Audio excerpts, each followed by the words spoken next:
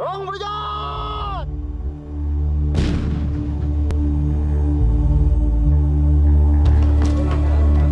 อย่างហោចណាស់មានមនុស្ស 19830 នាក់បានស្លាប់ខណៈ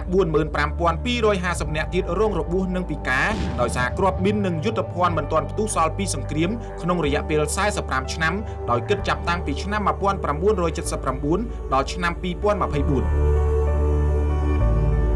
បើគេមើលថយក្រោយទៅកាន់ឆ្នាំ 2000 យ៉ាងហោចណាស់មានប្រជាជនជាង 800 នាក់ដែលរងរបួសដោយសារគ្រាប់មីននិងយុទ្ធភ័ណ្ឌសំណល់ពីសង្គ្រាមហើយងាកមកមើលឆ្នាំ 2024 វិញចំនួនបានថយចុះនៅសល់ 49 នាក់កាលនោះគ្មានទិន្នន័យជាក់លាក់ពីផ្ទៃដីដែលគេបានដាក់មីននោះទេគេគ្រាន់តែប៉ាន់ប្រមាណបានថាមីនដែលសល់ពីសង្គ្រាមមានប្រហែលជា 4 ទៅ 6 លានគ្រាប់ឬអាចច្រើនជាងនេះអ្នកដាក់មីនខ្លះបានស្លាប់បាត់ខ្លួនខណៈអ្នកខ្លះទៀតបានភ្លេចកន្លែងដាក់សន្តិភាពត្រូវបានបញ្ជាក់ពេញលេញនៅទូទាំងប្រទេសនាឆ្នាំ 1998 សន្ធឹកសម្លេងកំភ្លើងកងទ័ពស្ងាត់ហើយតែសម្លេងមនុស្សជាន់មីននៅតែឮសឹងតែរាល់ថ្ងៃបើតាមគេស្មានក្នុងមួយឆ្នាំមានប្រជាជនខ្ទង់ពាន់នាក់បានរងគ្រោះដោយសារគ្រាប់មីននិងយុទ្ធភ័ណ្ឌមិនទាន់ផ្ទុះសល់ពីសង្គ្រាម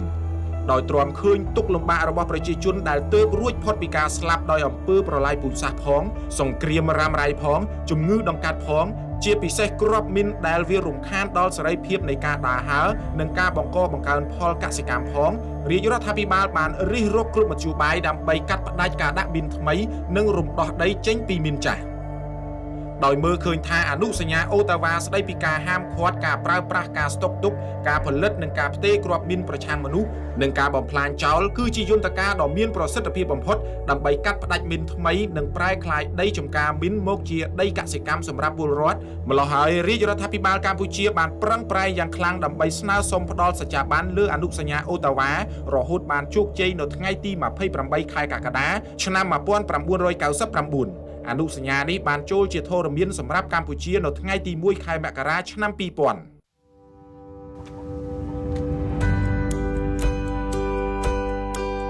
ចាប់តាំងពីឆ្នាំ 2000 មករាជរដ្ឋាភិបាលកម្ពុជាបានដាក់ចេញនិងអនុវត្តនូវគោលនយោបាយនិងយុទ្ធសាស្ត្រសំខាន់ៗជាបន្តបន្ទាប់ដើម្បីបង្កើនល្បឿននិងប្រសិទ្ធភាពនៃការបោសសម្អាតមីនដោយផ្អែកជាចម្បងលើកាតព្វកិច្ចរបស់ខ្លួនក្នុងនាមជារដ្ឋភាគីនៃអនុសញ្ញាអូតាវ៉ា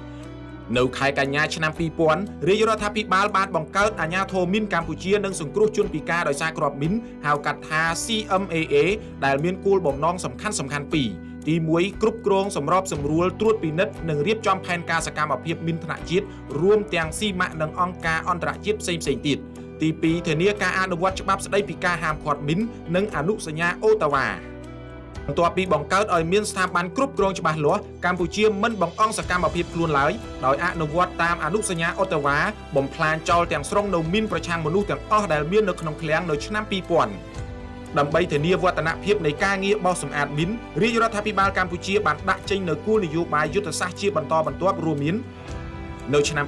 2006 ដាក់ចេញនូវគោលនយោបាយកាត់បន្ថយផ្ទៃដីដែលមានមីនដែលផ្ដោតសំខាន់លើការបែងចែកផ្ទៃដីដែលសង្ស័យថាមានមីនទៅជាតំបន់គ្រោះថ្នាក់និងតំបន់ដែលមិនសូវគ្រោះថ្នាក់ដើម្បីរំដោះដីជូនប្រជាពលរដ្ឋឲ្យបានលឿនជាងមុន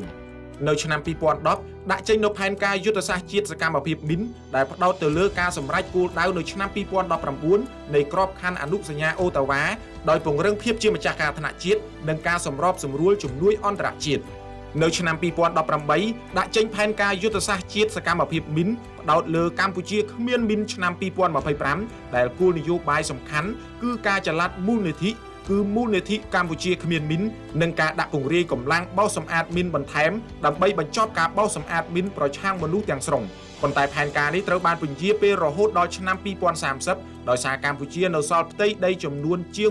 1700 គីឡូម៉ែត្រការ៉េទៀតដែលបន្តរងផលប៉ះពាល់ដោយសារគ្រាប់មីននិងសំណល់ជាតិផ្ទុះសល់ពីសង្គ្រាមក្រៅពីគោលនយោបាយបោសសម្អាតមីនរាជរដ្ឋាភិបាលក៏បានដាក់ចេញផងដែរនៅគោលនយោបាយជាតិគាំទ្រដល់ជនរងគ្រោះដែលតែងតែបញ្ចូលនូវធាតុផ្សំនៃជំនួយដល់ជនរងគ្រោះដើម្បីធានាថាជនរងគ្រោះដោយសារគ្រាប់មីនទទួលបានការថែទាំសុខភាពការស្ដារនីតិសម្បទាការអប់រំនិងឱកាសការងារចាប់តាំងពីឆ្នាំ 1992 កម្ពុជាបានរំដោះដីចេញពីការគំរាមកំហែងដោយសារគ្រាប់មីននិងសំណល់ជាតិផ្ទុះសល់ពីសង្គ្រាមបានចំនួន 3297 គីឡូម៉ែត្រការ៉េ គិតត្រឹមដើមឆ្នាំ2025កម្ពុជានៅសល់ផ្ទៃដីចំនួន1723គីឡូម៉ែត្រការ៉េទៀតដែលបន្តរងផលប៉ះពាល់ដោយសារគ្រាប់មីននិងសំណល់ជាតិផ្ទុះសល់ពីសង្គ្រាមក្នុងនោះផ្ទៃដីដែលមានគ្រាប់មីនមានចំនួន531គីឡូម៉ែត្រការ៉េដែលគេប្រមាណបានថា 90% គឺស្ថិតនៅតំបន់ព្រំដែនជាពិសេសព្រំដែនជាមួយប្រទេសថៃក្នុងនោះខេត្តដែលសម្បូរមីនជាងគេរួមមានខេត្តបាត់ដំបងខេត្តប៉ៃលិនខេត្តបន្ទាយមានជ័យខេត្តឧត្តរមានជ័យខេត្តព្រះវិហារនិងខេត្តសៀមរាប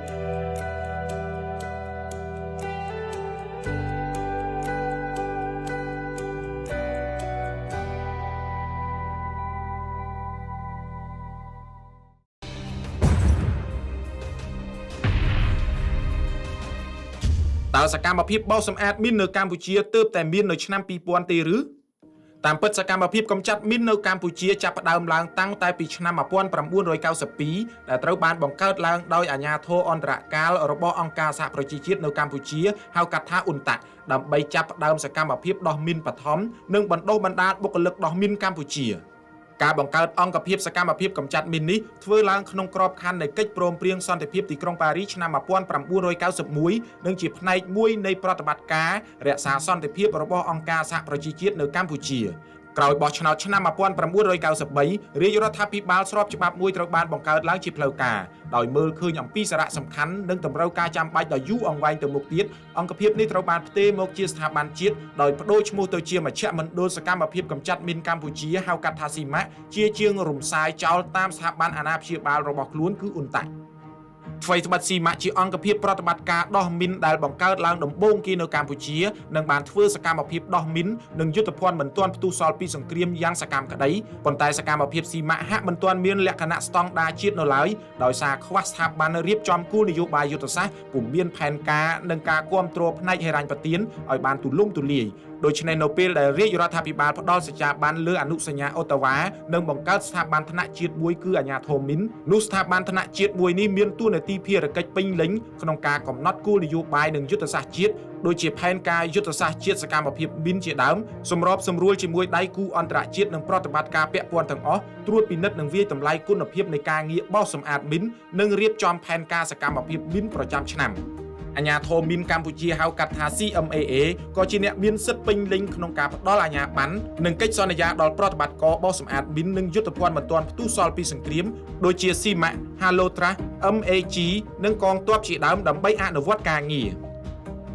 កម្ពុជាបានផ្ដល់សច្ចាប័នលើអនុសញ្ញាស្តីពីការហាមឃាត់ការប្រើប្រាស់ការស្តុកទុកការផលិតនិងការផ្ទេរមីនប្រឆាំងមនុស្សនិងការបំផ្លាញចោលដែលហៅដោយខ្លីថាអនុសញ្ញាអូតាវ៉ានៅថ្ងៃទី28ខែកក្កដាឆ្នាំ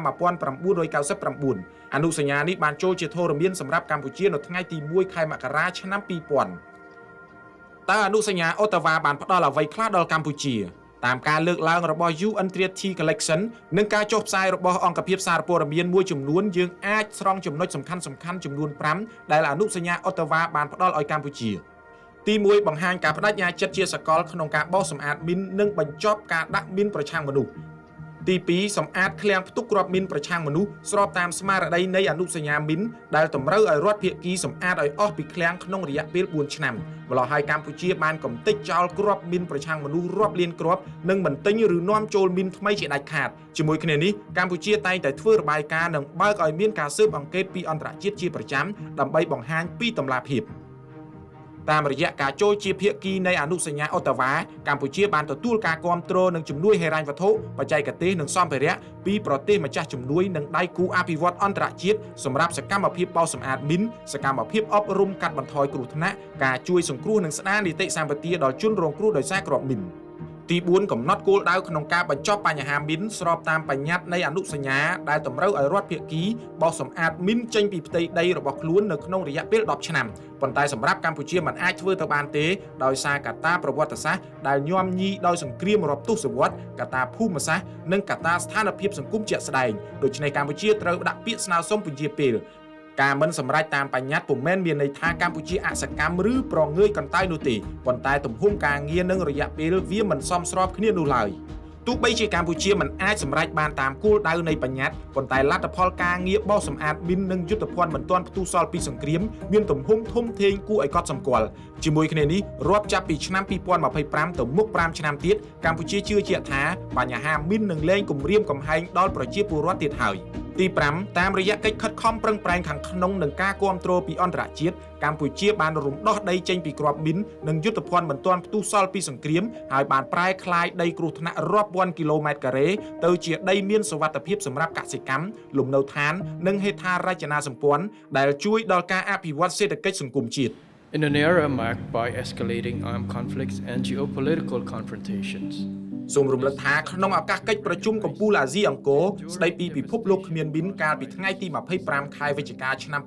2024នៅឯខេត្តសៀមរាបសម្ដេចមហាបវរធិបតីហ៊ុនម៉ាណែតនាយករដ្ឋមន្ត្រីនៃកម្ពុជាបានថ្លែងនៅមុខថ្នាក់ដឹកនាំប្រទេសនានាថាមីនជាឧបសគ្គដល់សន្តិភាពដោយបានសង្កត់ធ្ងន់ថាទោះបីជាកម្ពុជាទទួលបានសន្តិភាពពេញលេញនៅឆ្នាំ1998ក៏ដោយក៏ស្រមោលនៃគ្រាប់មីននៅតែបន្តគំរាមកំហែងដល់អាយុជីវិតមនុស្សនិងរាំងស្ទះដល់ការស្ដារឡើងវិញក្រោយសង្គ្រាមសម្ដេចបន្តថាកម្ពុជានឹងបន្តចែករំលែកជំនាញនិងបទពិសោធន៍ដ៏លំបាករបស់ខ្លួនទៅកាន់ប្រទេសដទៃទៀតដែលប្រឈមនឹងបញ្ហាដូចគ្នានាយករដ្ឋមន្ត្រីកម្ពុជាបានយកឱកាសនេះអំពាវនាវដល់សកលលោកជំរុញឲ្យប្រទេសទាំងអស់សហការគ្នាដើម្បីសម្រេចបាននៅពិភពលោកមួយដែលគ្មានមីន